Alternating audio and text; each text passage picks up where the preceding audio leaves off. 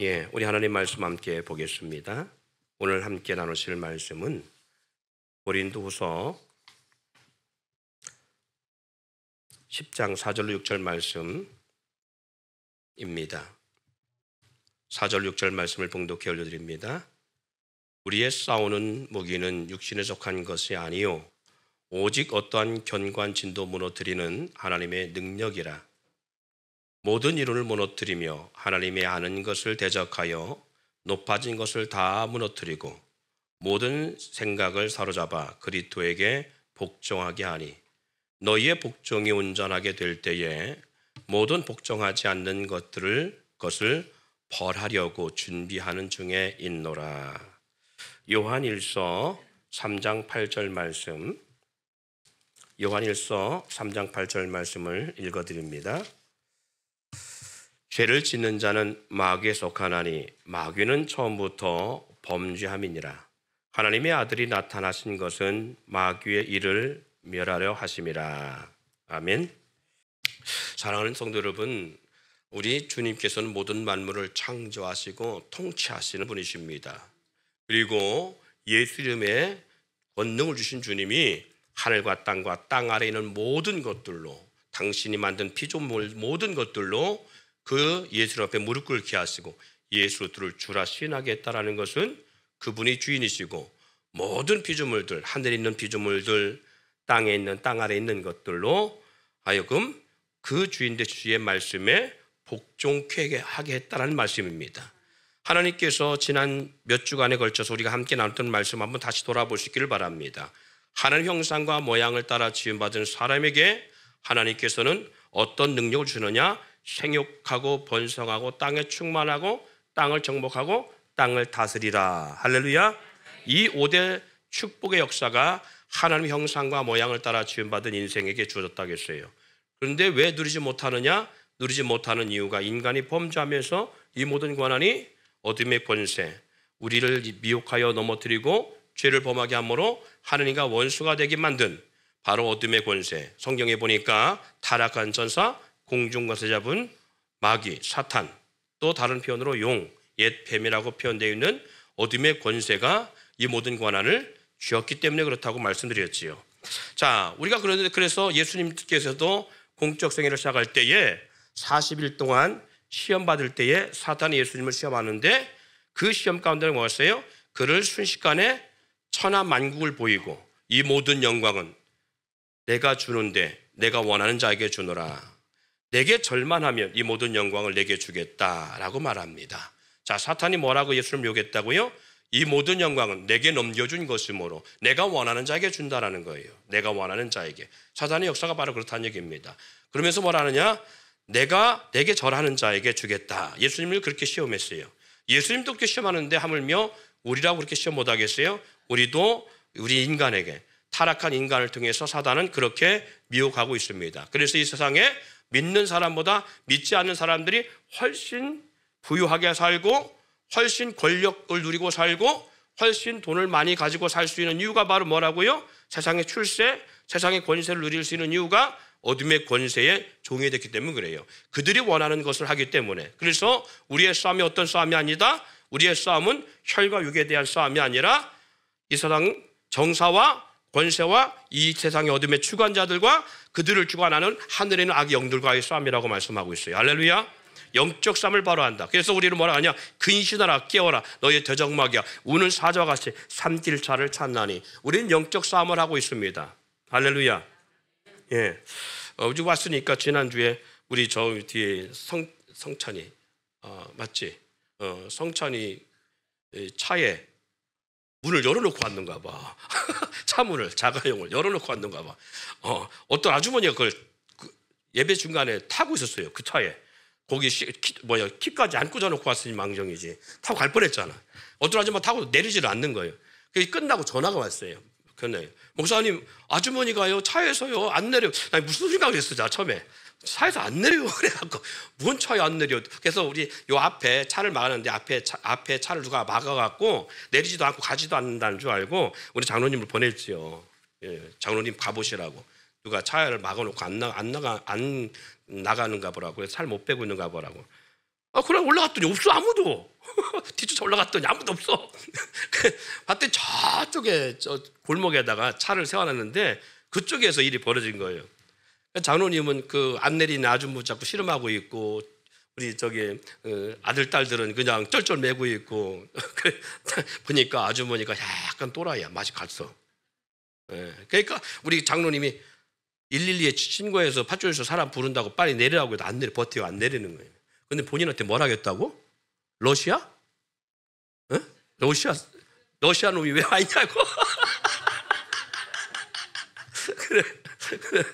딱 보니까 맛이 갔어요. 영적으로 맛이 갔어요. 내려 하니까 딱 내려, 한 방에 내려. 이게 바로 그 영적 세계 속에 있는 형상들의 모습이에요.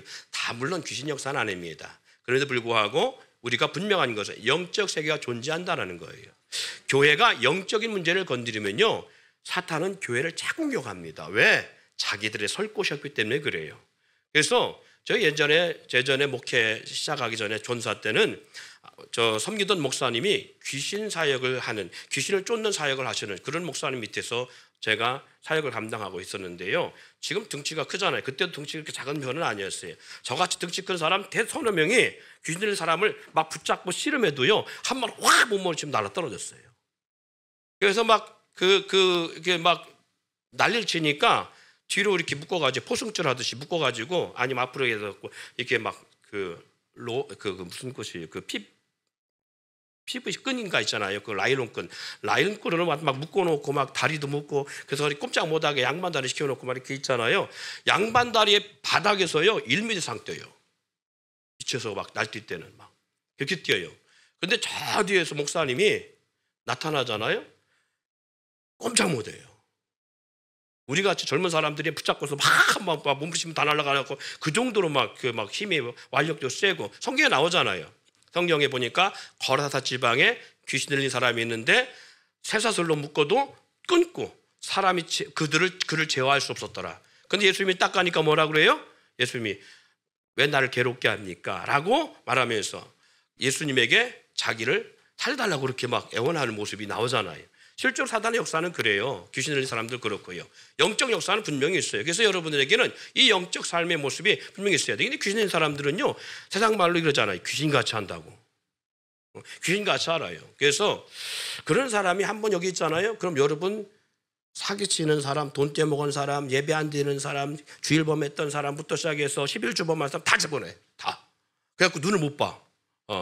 우리 장로님 권사님들 모시고 와치게 막 귀신 들린 사람 축사하려고 막 같이 기도하고 막 찬양하고 그러잖아요. 그럼 눈을 딱 째려봐. 막 레이저 나오는 것 같아, 눈에서. 그래서 딱 찍어요. 네가 무슨 권사라고. 헌금 생활도 안 하고 헌금 도덕질하면서 네가 무슨 권사. 이래 막. 그러니까 어떻게 하든지 막 귀신 들린 사람에 눈 안 맞추려고 막 숨어 막. 이런 역사를 경험해. 이게 진짜 있구나. 그거 진짜 무섭구나. 이거 진짜 막 이게 마주치지 않고 싶은 그런 두려움이 있어요. 역사가 이렇게. 그래서 사랑하는 여러분, 이런 역사가 있어요. 그래서 귀신 역사가 그렇게 있는 것처럼 사단의 역사는 이 세상에 공중거세 잡은 자가 이 세상에 사람들을 주관해서 이 세상에 사람들에게 자기 역사를 만들어 가려고 하는 거예요. 그래서 우리의 씨름이 육의 싸움이 아니라 영적 싸움이라고 해요. 영적 싸움. 그러니까 여러분이 영적으로 기도하지 않으면 안 되는 거예요. 이런 역사들은 제가 말한 것만 아니라 성경에도 수없이 나오잖아요. 성경에 수없이 나오는 역사들을 저와 여러분들이 바로 알고 영적 삶을 바로 살지 않으면 안 된다는 거예요. 여러분에게 부딪히는 삶의 모든 역사는 이 영적인 싸움에 있어요. 그래서 우리가 살아가면서 왜 많은 어려움을 겪고 고난을 당하느냐? 하나님이 우리 가운데 허락한 역사이기도 하지만 사탄이 우리와 하여금 그렇게 살지를 못하도록 하는 거예요. 사탄이. 그래서 우리는 영적 싸움에 이기는 삶을 살지 않으면 안 된다. 여기에 첫 번째가 뭐냐? 그럼 왜 그러지 못할까? 했을 때 우리는 기도하지 않으면 안 돼요. 왜 기도하지 않으면 안 되느냐? 우리도 하나님 안에 살아간다고 하지만 실적으로는 창세의에 아담과 하와 이후에 인간이 범죄하면서 어둠의 권세가 이 세상을 지배하면서부터 모든 인간은 사탄의 생각과 주는 그 역사에 비전에 우리가 매여 살아와요.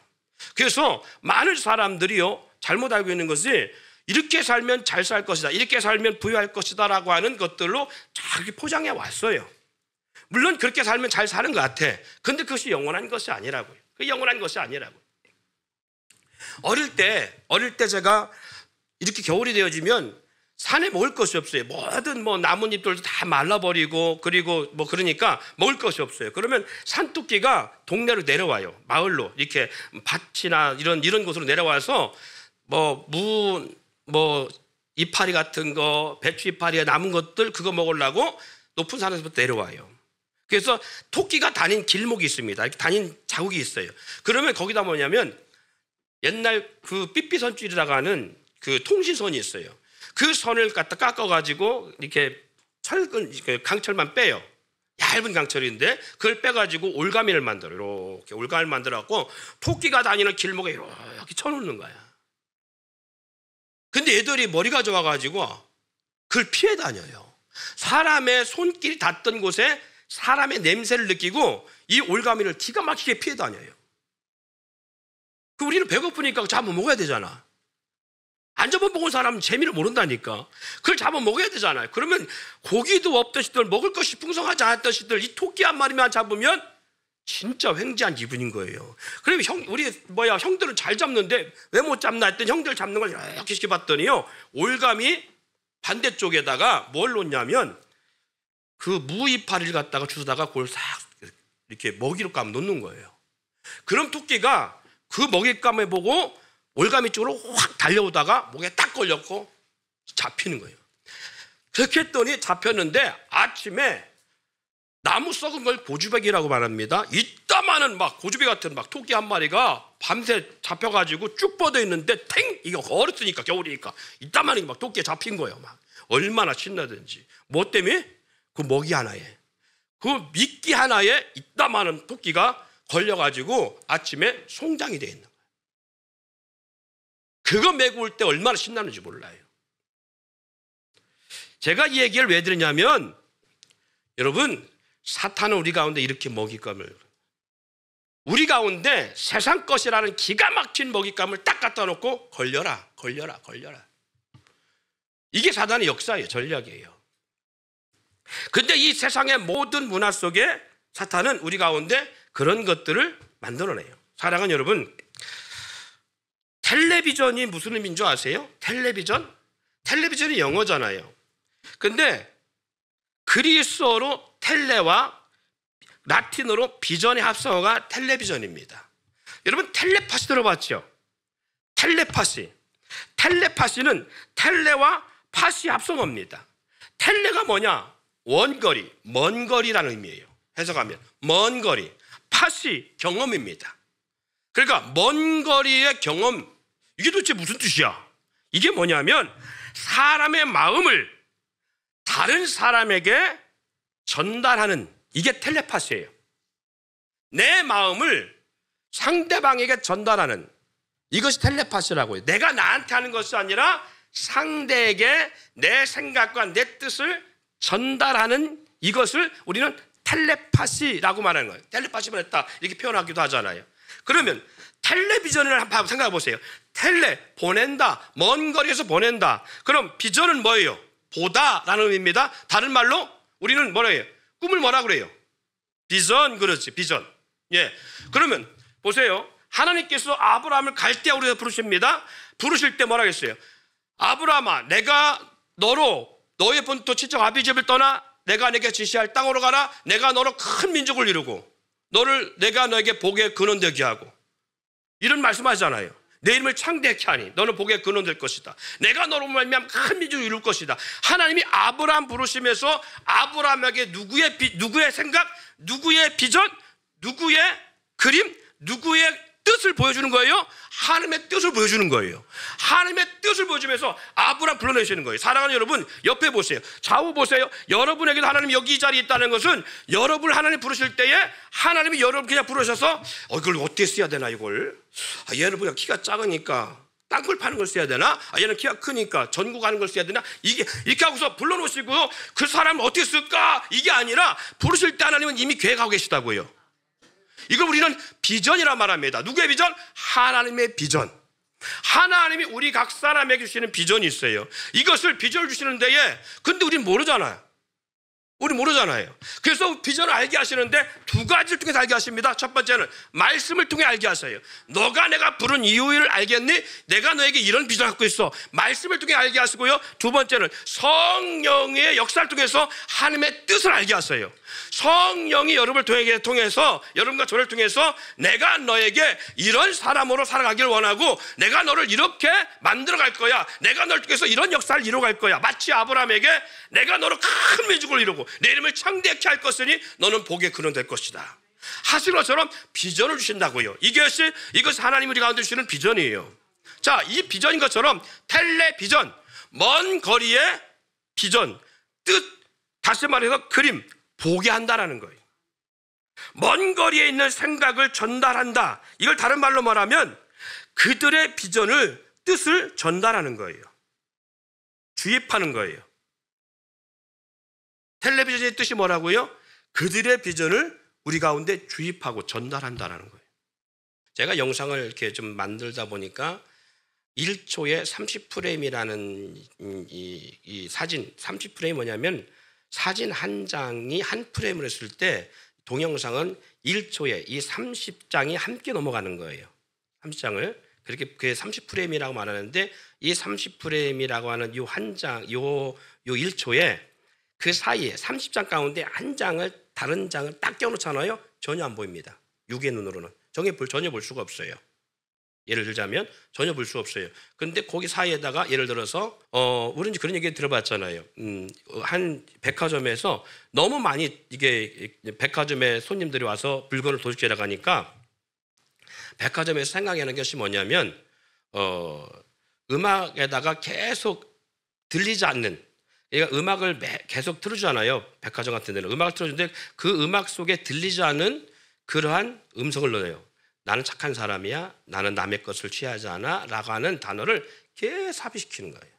실적으로 그렇게 했더니 석 달 만에 20% 이상 도난이 없어졌어요.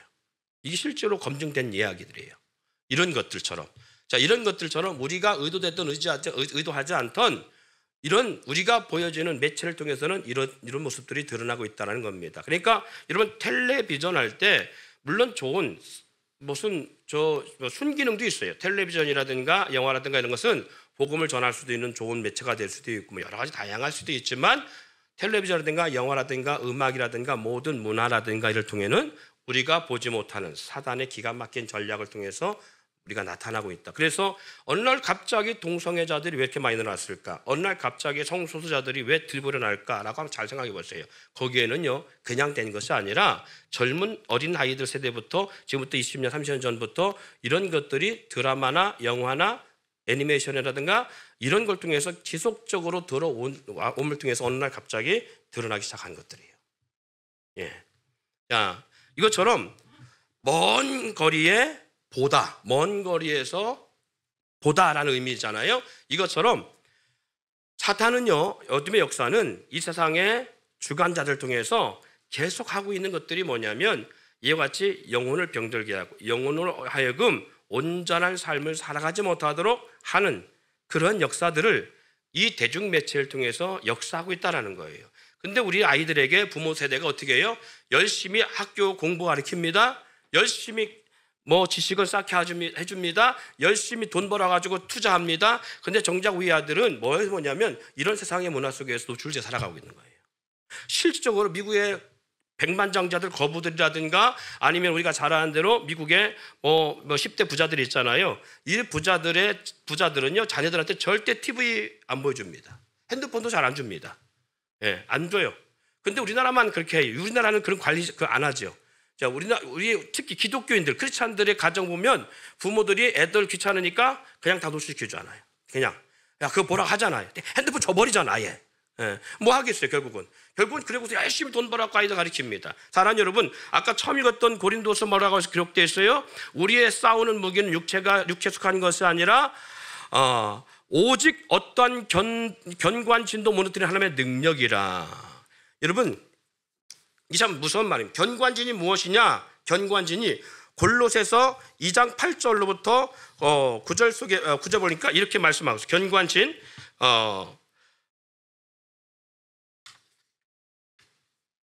골로새서 2장 8절을 보니까 이렇게 있습니다. 누가 철학과 어떤 속임수로 너희를 사로잡을까 주의하라. 이것은 사람의 전통이나 세상의 초동학문을 따름이요 그리스도를 따름이 아니니라.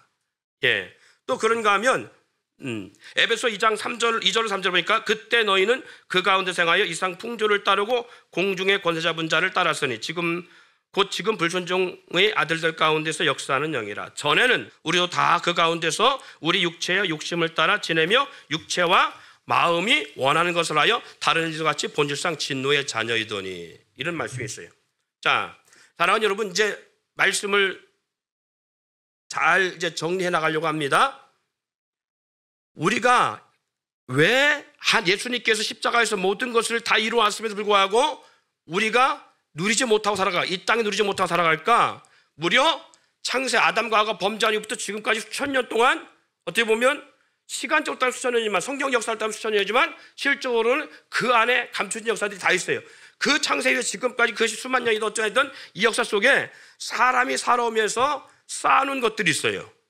이 쌓아놓은 것들이 뭐냐면 정말 순수하게 사람이 영혼을 세우고 영적 존재로서 영혼을 살리고 세우는 어떤 그런 것이 아니라 어둠의 권세가 지배하면서 세상을 주관하면서 어둠의 권세가 쳐놓은 철학, 문학, 심지어는 모든 것들이 있어요. 집대성되어 있는 것들이 있어요. 거기에 우리는 수가 넘어오는 삶을 살아왔어요. 그래서 이 시대 사람들이나 어째 과거 사람도 마찬가지지만 하나님을 알기보다 세상을 더 알기를 원하고 세상 가운데 살아가고 있는 거예요. 그러나 육체는요, 반드시 우리가 육신의 삶에 유한하지 않고 무한하지 않고 유한하다는 거예요. 반드시 죽습니다. 반드시 죽게 되었고 죽은 후에는 반드시 심판이 있게 되어 있어요. 그럼 우리가 이 땅을 살아가는 동안에 육신을 가지고 살아가는데 썩어질 것, 육체의 만족을 위해 살아가더니 아니라는 얘기죠. 자, 사탄은요, 그래서 우리로 하여금 이 쌓아놓은 자기의 아성을 무너뜨리지 못하도록 철저하게 우리로 하여금 영적으로 깨어나지 못하도록 하는 역사가 있어요. 그래서 한 것이 뭐예요? 교회를 무너뜨리는 것, 그리고 신앙생활을 못하게 하는 것, 우리 자녀 세대에 거룩한 영성을 물려주지 못하게 하는 것. 그러려면 뭐가 된 거예요? 영적으로 사탄이 우리를 이기려고 우리에게 자기 생각을 집어넣어 말한 것처럼, 텔레파시 하는 것처럼 하나님도 우리 가운데 비전을 집어넣듯이 사단도 우리 가운데 자기의 나라의 영광, 자기의 나라를 만들려고 하는 비전을 끊임없이 집어넣고 있어요. 끊임없이 집어넣고 있는데 이것을 우리가 끊지 못하도록 하게 사단은 우리로 하여금 뭘 방해하느냐? 기도하는 생활, 영적 생활을 방해하고 있다는 거예요. 그래서 저와 여러분들이 꼭 반드시 기도의 골방이 필요하다. 왜? 그렇게 해야만이 우리가 사단에 주는 생각으로부터 끊어낼 수가 있어요. 여보세요. 이스라엘 백성이 애굽에서 400년 동안 종생활합니다. 400년 동안 종생활하다가 이스라엘 백성들이 출애굽하지요. 하나님의 놀라운 역사 가운데. 그 출애굽하는데 출애굽해서 바로 약속의 땅 가나안에 들어가지 못하고 40년을 광야 생활합니다. 40년을. 왜 광야 생활을 40년 하게 했을까요? 우리는 제가 지난 시간에도 그런 예를 들었는데 우리는 일제치하에 36년 살았습니다. 36년 살면서 우리는 말을 잃어버렸었고요. 고유의 언어를 잃어버렸었고요. 그리고 지금도 일본의 잔재가 우리의 삶 속에 남아있어요. 일본 문화가 지금 남아있고요. 일본의 언어를 지금도 우리는 쓰고 있어요. 그렇죠? 많은 것들이 일본 언어를 쓰고 있어요. 우리도 모르는데 우리 자녀 세대는 일제와는 상관없이 살아왔습니다. 그런데 불구하고 할머니, 할아버지로부터 부모로부터 받은 말을 그대로 사용하다 보니까 우리 자녀들도 일본어를 해요. 단어 하나씩 하고 있어요. 저는 이게 일본 말인지도 모르고 했던 것도 많아요. 분석해 보면 많이 있습니다. 그거 같은 거예요. 그런데 하물며 36년 겨우 살았는데도 그런데 만약에 우리가 일제치하에 100년 살았으면 조선말, 조선 사람, 한국의 의식이 살아있을까요? 전부 다 섬멸. 여러분 중국이 지금 중국의 총리가 누구지? 시진핑이잖아요. 시진핑이 하고 있는 게 뭐예요? 시진핑이 하고 있는 게 중국몽입니다. 중국몽이 뭐냐면 저 몽골 사람들, 티베트 사람들, 조선족 사람들 이 주변에 그러니까 통합되어 갖고 중국의 영향을 받고 있는 족속들이 있어요. 중국에는 한족 하나만 있는 게 아니라 수십 족이 있습니다. 네. 이 수십 족의 사람들이 사실은 중국의 어떤 그 정치 아래 있는 거예요. 근데 이들이 언젠가는 우리도 이 중국에서 독립해야 되겠다. 그렇게 할 수 있어요. 그 우리가 첫 번째 알고 있는 게 어디예요? 티벳이잖아요. 티벳이란 나라가 중국으로서 독립하려고 한 거잖아요. 몽골도 마찬가지고. 그러다 보니까 독립하면 한 족속만 독립하는 것이 아니라 중국에 속해있는 수십 쪽의 소수 족속들이 우리도 독립한다. 그래서 중국이 나눠지게 되어 있는 거예요. 그러면 중국이라는 나라가, 거대한 나라가 무너질 수 있는 부실한 나라가 될 수 있잖아요. 그래서 시진핑이 하고 있는 게 뭐냐면 중국몽입니다. 그래서 어떻게 하느냐면 그 소소민족들을 잡아가 어릴 때부터 중국화시키는 거예요. 그래서 수용소처럼 프로소수용처럼 가둬놓고 계속 중국 문화, 중국 역사를 가르치고 있는 거예요. 중국 TV에서나 중국의 모든 대중매체들도 계속 이거 사는 거예요. 그래서 만리장성이 심지어는 고구려 시대 때 쌓았던 성까지 전부 다 만리장성이라 하잖아요. 심지어는 지금 우리 한국에 무슨 김치, 한복, 이 모든 걸 다 어디 역사라고 그래요? 중국 역사로 만들고 있잖아요. 그래서 조선족 사람들도요, 이제는 중국화 되어 가요. 거의 80~90%가 우리는 조선 사람이야. 우리는 조선족이야. 그리고 우리는 조선 사람의 후예야. 우리는 한국 사람의 후예야. 했던 사람들이 몇십 년 만에 지금 중국화 되어 가고 있어요. 몇십 년 만에. 이게 중국몽입니다. 자칫 독립 못하도록. 그렇게 해서 거대한 중국을 만들어가고 있는 거예요. 그래서 지금 미국과 견제할 만큼 엄청난 나라가 대적하고 있잖아요. 이게 역사입니다. 그것처럼 고대 430년 동안 이스라엘 백성들이 히브리 민족이 에집트에서 살았어요. 그러면서 뭘 배웠겠어요? 에집트의 문화, 에집트의 역사, 에집트의 학문, 에집트의 모든 것 집대성 배웠어요. 정치, 경제, 문화 모든 걸 에집트에서부터 배웠어요. 그래서 그들이 모든 것 생활, 문화가 전부 다 에집트화 됐어요. 근데 그들은 어떤 민족이라고요? 아브라함에게 약속한 것처럼 너는 너의 포도주적 아비집을 떠나 내가 내게 지시할 땅으로 가라. 내가 너를 열국의 아비가 되게 하고 내 이름을 창대케 하리라. 히브리 민족으로서 하나님 그들을 세우려고 했던 거예요. 그런데 에집트에 가서 430년 저들이 생활하면서 전부 다 뭐가 되냐? 에집트화 된 거예요. 그러니까 광야 나와서 저들이 뭐란 말합니까? 광야에 나와서 저들이 에집트의 것을 동경하잖아요. 우리 에집트로 돌아가자. 하나님께서 홍해바다 갈라서 그들로 하여금 홍해바다 갈 길을 내시고 그들 인도하신 후에 바닷물을 다시 합쳐서 다시는 에집트로 못 들어가게 하시는 역사가 그랬었어요. 그들의 생각과 모든 사고가 전부 다 어디냐? 에집트화되어 있는 거예요. 하나님의 백성임을 알게 하고 하나님의 역사를 나타나게 해요. 그래서 이들이 어떻게 되냐? 에집트화되고 나니까 홍해바다 앞에서 이들이 절망합니다. 에집트의 군대가 쳐들어왔을 때에 우리가 죽게 되는구나 라고 하는 절망에 통곡을 합니다.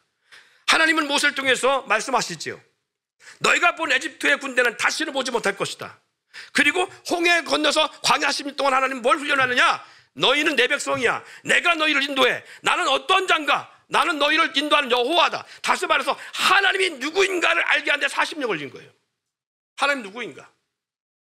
이 세상의 모든 주권이 누구에게 있는가? 이 세상에서 모든 것들을 주관하는 자가 누구인가를 알게 하시는 거예요. 그래서 하나님께서는 광야 40년을 딱 광야를 인도하시고서요, 그들에게 다른 걸 말씀하지 않았습니다. 아침 일어나면 만나를 주시고요, 하루 종일 구름 기둥과 불 기둥을 보게 하시고, 그리고 5가지 해산을 행하게 하시고, 그러면서 하나님 뭘 하셨느냐? 광야에 길을 내시고 광야에서 강을 내셔요. 다시 말해서 여러분, 광야는요 살아갈 수 없는 사망의 땅입니다. 이 사망의 땅에서 이스라엘 백성이 보인 게 뭐냐? 나 여호와는 이 사망의 땅에서도 너희를 인도할 사람이야. 인도할 여호와야. 나는 너희를 죽음의 땅에서 살릴 수 있는 존재야. 너희에게 불가능한 땅에서 나는 물을 내고 너에게 농사 지을 수 없는 땅에서 농사로만 사는 것이 아니라 여호와 입에서 나오는 말씀으로 살게 하는 것을 무엇인가를 내가 너희들에게 알려줄게. 그래서 하나님 아침마다 만나를 주셨어요. 누구의 역사를 알게 하셨다고요? 하나님. 여러분, 사람은 자고로 어떤 생각을 갖고 사느냐? 세상을 지고 있지 않으면 죽는다 생각하고 한 게 사람입니다. 그래서 에집트의 소나기에서 벗어날 수 없다라고 하는 생각에 쌓여있던 사람들, 에집트의 문화에서 벗어나면 죽는 줄 알고 있었던 사람들에게, 에집트의 그 권력을 벗어나면 죽는 줄 알았던 사람들에게, 아니야, 너희는 에집트의 권한이 있는 게 아니라 나 여호와의 능력의 손에 붙잡혀 있는 거야. 너희는 종이 아니라 자유자야. 내가 너희를 어떻게 살리는지 봐라. 광야 40년 동안 하나님은 광야에서 그들 가운데 그렇게 하셨어요. 그래서 에집트의 사상과 문화를 머리부터 발끝까지 뽑아내셔요. 어떻게? 하나님이 이스라엘 백성들에게 이렇게 말씀하십니다. 주 너희 하나님 사랑하는데 마음을 다하고 뜻을 다하고 힘을 다해 주 너희 하나님을 사랑해. 그리고 부모인 너희는 먼저 마음에 하나님 말씀을 새기고 내 자녀들에게 부지런히 가르치라. 앉아있을 때든지 누울 때든지 걸어갈 때든지 외출할 때든지 돌아올 때든지 언제든지 너희는 말씀을 가르치라 는 거예요. 다시 말해서 사고의 전환, 생각의 전환하는 거예요. 그 이스라엘 백성들은 지금도 이 교육을 합니다. 쉐마 교육을 합니다. 그래서 그들은요, 말씀을 볼 때 이렇게 그냥 눈으로 보지 않게 해요. 말씀을 암기시키는데 서로 떠들어가면서 암기시킵니다. 서로 두씩 짝지어서. 그래서 정말 어릴 때부터 하나님 말씀으로 그들을 세워나가는 거예요. 왜? 이상이 무엇을 창조했는지 알아? 여호와 하나님이 말씀을 창조했어. 이상이 어떻게 주관되는 줄 알아? 나 여호와가 주관해. 이걸 알게 하는데 철저하게 하나님은 그들을 그렇게 만들어가요. 그랬을 때에 홍해바다 앞에서는 애굽의 군대를 보고 우리 죽었다 하고 쩔쩔매던 자들이 광야 40년을 통과하고 나서는 저들이 놀랍게 바뀝니다. 어떻게 바뀌어요? 요단강에 건너갔을 때에 저들은 요단강물이 창내서 우리는 발만 대도 강물로 떠내려갈 수 있는데 어떻게 여기를 이 물이 창이란 요단강물을 건너가라고 말씀하십니까? 이렇게 따지지 않았습니다. 건너가. 그러니까 이들은 법궤를 메고 믿음으로 요단강물을 밟았어요. 그때 놀라운 건 요단강물이 물러섰다고 했잖아요. 여리고성 돌아. 그때 여리고성 돌아요. 아무 말도 하지 않고 매일 하루에 한 바퀴씩만 돌아. 그리고 마지막 7일째는 7바퀴를 두고 외쳐라. 이전 같았으면요 난리 났어요. 이전 같았으면 야, 이 더운데 이 여리고성을 왜 도냐? 야, 여리고성 무너뜨리려면 꽃게를 갖고 와서 한번 하다못해 돌을 하나 빼든지 아니면 뭐 대포를 쏘든지 아니면 무슨 뭐 타다리를 만들어 놓든지 토성을 쌓든지 해야 되지 뭘 여리고성을 돈다가 무너지냐? 그냥 난리 쳤던 사람들이요. 예전은. 그런데 광야 10년을 딱 경험하고 나서 만군의 여호와 하나님의 능력을 경험하기 시작한 거예요. 돌아할 때 돌아요. 외출할 때 외쳤어요. 놀라운 것은 금성철벽 여리고를 할 만큼 그동안 한 번도 외세의 침입에 무너지지도 않았던 그리고 함락되지 않았던 여리고성이 이들의 외침에 무너진 역사를 경험하게 됩니다. 그리고 약속의 땅 가나안을 침범에 들어가 그 땅을 차지하기 시작하는 거예요. 이게 여호와께서 우리 가운데 보여주고 하신 겁니다. 하나님 안에서 우리가 어떤 삶을 살아야 될 것인가. 그러니까 우리는요 부유할 수 있는 방법을 놓고서도 부유하지 못해요. 그리고 여전히 우리는 세상 사람들의 발끝을 붙잡고 살아가요.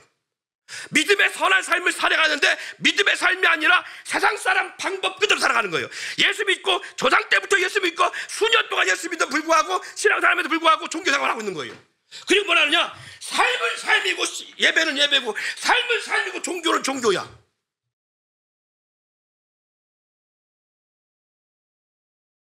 이게 우리의 사고입니다. 입으로는 하나님의 만물을 창조했다고 말합니다. 우리의 생각과 입술을 두고 뭐라느냐? 모든 만물을 하나님이 창조했다고 말합니다. 그러면 창조했으면 그분의 능력 안에 있는 거잖아요. 너희가 내 이름으로 구하면 내가 시행하리라 했잖아요. 근데 우리는 예수님의 이름으로 구하기보다는 어떻게 해야 돼? 우리 손으로 뭘 해야 되잖아요. 우리가 열심히 뭘 투자하고 열심히 뭘 해야 된다고 생각하잖아요. 하나님의 약속은 우리 가운데 분명히 막 약속하고 있습니다. 부유하신 주님이 가난의 길을 가신 것은 십자가의 고난의 길을 가시고 가난의 길을 가신 이유가 뭐냐? 가난을 우리로 하여금 부유케 하려 하십니다. 할렐루야. 저가 채찍에 맞음으로 너희가 나음을 입었도다. 예수님이 왜 온몸 찢겨질 상함에 채찍을 왜 맞았느냐? 우리의 질병에 자유함을 주시고자 했습니다. 그렇기 때문에 우리는 누구의 이름이 필요하냐? 예수의 이름의 능력이 필요한 거예요. 그런데 예수님의 능력은 어디 간데 없어져 버리고 세상 방법을 다 동원하고 있잖아요. 세상 윤리, 세상 도덕 지키지 말라는 것이 아닙니다. 세상의 지식 남들보다 더 탁월하게 많이 써야 됩니다. 그러나 중요한 것은 이것이 우리의 삶을 바꿀 수 있는 능력이 아니라는 거예요. 우리는 하나님의 능력으로 살아가야 됩니다. 여러분 신앙생활은 종교생활 같으면 저는 목회 안 해요. 하나님이 종교적 어떤 대상이면 저는 목회 안 합니다. 왜 이런 목회하겠어요? 여러분보다 더 많이 돈 벌려고 했었겠지. 그러나 하나님은 종교적 대상으로 그냥 어떠한 형상이 어떤 그려놓은 그런 대상이 아닙니다. 하나님은 살아계십니다. 저는 그 살아계신 하나님을 경험하고 있는 거고요. 그리고 경험했고요. 우리들 자녀도 마찬가지입니다. 여러분의 자녀요, 하나님의 살아계심을 경험하면 그렇게 살지 않습니다. 억지로 나오고요? 아니요. 어디다 갖다 집어넣고 신앙생활 하지 못하게 해도요, 할 수밖에 없어요. 왜? 살아계신 하나님을 경험한 사람들은. 그러나 부모에서 끌자는 종교생활은 백날 해봐야 소용없어요. 왜? 그것은 하나님을 만나지 못한 삶이니까, 하나의 종교에 불과하니까 이건 하나의 짐이요. 그래서 제가 말씀드린 거예요. 2024년 저와 여러분들이 하나님을 만나지 않으면 저도 여기서 더 목회할 이유가 없다고요. 저와 여러분이 하나님의 살아계신과 역사를 경험하지 않고 변하지 않으면 저도 목회할 이유가 없다고요. 뭐하러 합니까? 종교생활인데. 절에 가갖고 부처 밑에서 절하는 것과 뭐 다르냐고요. 성모 마리아 앞에서 절하는 뭐가 달라요? 어떠한 큰 신상 앞에 가서나 바위 밑에 가갖거나 큰 나무 밑에 가서 정성껏 비는 거와 뭐가 달라요? 똑같이. 그렇게 뭐가 있어요?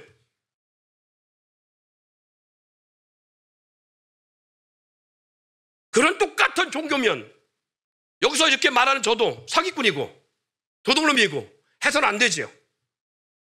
단지 선한 삶을 위해 내가 그냥 착하게 살기 위해서, 아니요. 그럴 것 같으면 윤리도덕 배우면 돼요. 도덕 선생님 찾아가서 배우면 훨씬 더 착하게 살 수 있어요.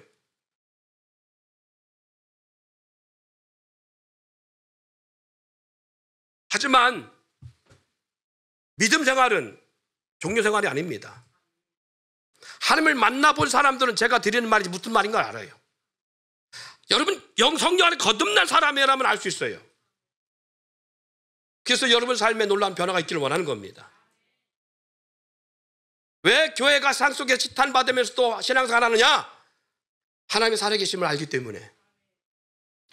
그래서 고난을 당하며 핍박을 받으며 교회가 나가는 것에 대해서 수많은 핍박을 받으면서 갈 수밖에 없는 것은 하나님의 살아계심을 경험했기 때문에 그래요. 하나님의 살아계심의 역사가 여러분 삶 속에 희미하고 느껴지지 않는다면 오늘 밤부터라도 무릎 꿇으시기 바랍니다. 그리고 그 하나님 만날 수 있기를 원합니다. 그리고 그 하나님을 경험하는 역사가 있어야 돼요. 그래야 우리의 삶에 변화를 가져올 수 있습니다. 우리의 능력으로서는 사단이 쳐놓은 견고한진들을 무너뜨릴 수가 없습니다. 여전히 세상 학문과 초등학문을 쫓는 것밖에 안 돼요. 우리 능력이 아니라 하나님의 권능이만이 가능합니다.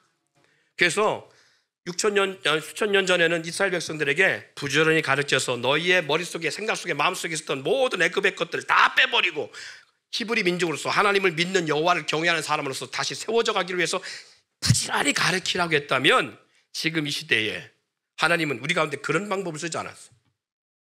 우리 가운데 어느냐? 성령을 부어주셔서, 기도할 때 성령을 부어줘서 우리의 생각을 하나님의 생각으로 바꿔놓으시는 거예요. 우리의 언어를 하나님의 성경적 언어로 바꿔놓으시는 거예요. 그래서 120명 성도가 예루살렘에서 마가다락방에 전심으로 기도할 때에 성령이 각 사람 심령에 임하여서 그들의 생각과 뜻이, 마음의 모든 것들이 바뀌어나기 시작합니다. 오늘 우리가 기도할 때에 우리가 구하고 찾고 두드리면 주시는데 뭘 주냐? 성령을 주신다고 말씀하는 것은 돈을 달라는데 돈을 주시는 것이 아니라 성령을 주신다고 말씀합니다. 명예를 달라고 하는데 명예를 주시고 성령을 주십니다. 하나님, 내가 억울한 일이 있으니까 이거 고쳐주세요. 내 남편 고쳐주세요. 나를 괴롭게 했던 이 조본수 같은 인간 고쳐주세요. 기도하는데 하나님 우리 가운데 그거 고쳐주는 것이 아니라 성령 주셔요. 왜? 우리의 생각이 바뀌어야 되니까. 하나님의 생각으로 바뀌어야 되니까. 하나님의 뜻을 바뀌어야 되니까. 그래서 이전에는 히브리 민족에게는 부지런히 가르치라고 했다면 지금 우리 가운데 하나님의 성령을 받아야 될 이유가, 지금은 성령을 통해서 우리의 생각과 뜻을 바꿔놓으시는 거예요. 하나님의 성령은 진리의 영으로 생각나게 하고 깨닫게 하고 우리 삶을 변화시키는 놀라운 역사가 있습니다. 그래서 우리가 기도해야 될 이유가 바로 여기 있어요. 사랑하는 여러분, 오늘 저와 여러분이 2024년을 시작하면서 영적 기도에 무릎이 있기를 소망합니다. 그래서 우리 생각이 바뀌어나기를 원합니다. 하나님의 성령의 역사의 삶이 되어지면 우리는 분명히 변화된 삶을 살아갈 수 있습니다.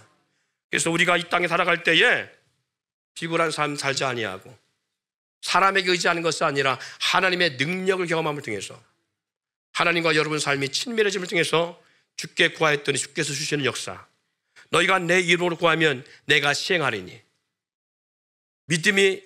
너희 믿음이 겨자씨만한 믿음만 있으면 이 산들어 들려 바다에 던지라도 그렇게 될 것이라고 말씀하고 있는 거예요. 네가 믿으면 하나님 영광을 보리라 말씀한 것처럼 성경의 약속의 말씀들이 우리 가운데 믿음으로 다가오고 그것이 믿음으로 증거되고 눈으로 보여지는 삶의 역사가 예수 그리스도로 말미암아 여러분 기도할 때에 드러나기를 주님으로 축원드립니다.